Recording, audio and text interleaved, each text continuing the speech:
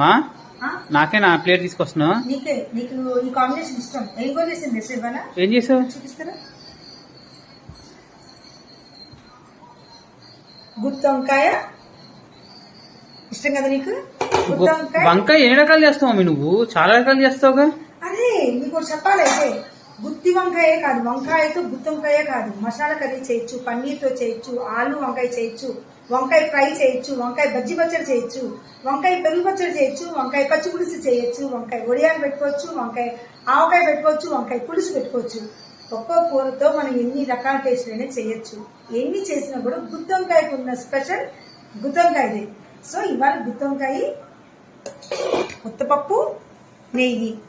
ఇంకోటి చేశాను ఏంటో తెలుసా? ఏంటిది? బీరకాయ. ఏంటి కలర్ లో ఉందనుకుంటున్నావు కదా? ఎందుకంటే బీరకాయ లేతగా ఉన్నప్పుడు పొట్టు తీయకుండా, పైన పొట్టు తీయకుండా దాంతో కలిపి చేస్తే దీంట్లో ఉన్న పీచు మనం కనుక తింటే చాలా మంచిదన్నమాట. ప్రతిదీ కూడా తొక్కులు తీసేసి చేయాలని రూల్ ఏం లేదండి.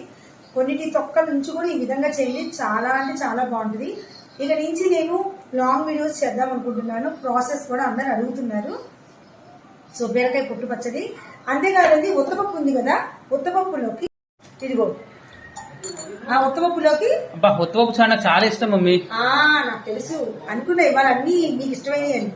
మామూలుగా కలుపుకుంటాను కానీ నువ్వు కలిపితే బాగుంటుంది. నువ్వు కలిపెడతావా అనుకున్నా. అందుకే నీకంటే ముందే నువ్వు వచ్చావని తెలిసే నేను కలుపుతున్నా. నేను ఎందుకంటే నేను ఏది ఎంత వేస్తే బాగుంటుందో అని మీకు ఎంత వయసు వచ్చిందో తెలియట్లేదురా. రేపొద్దున మీ పిల్లలు వచ్చాక ఎలానో ఏమో, అప్పటి వరకు నేను అన్ని అయితే చేసి పెడతాను అంతే. మొత్తం మీద అయితే వరదలు తగ్గినాయండి. నాకైతే చాలా సంతోషంగా ఉంది. 4-5 తారీఖుల్లో చాలా బీభత్సం ఉందంట మళ్ళీ.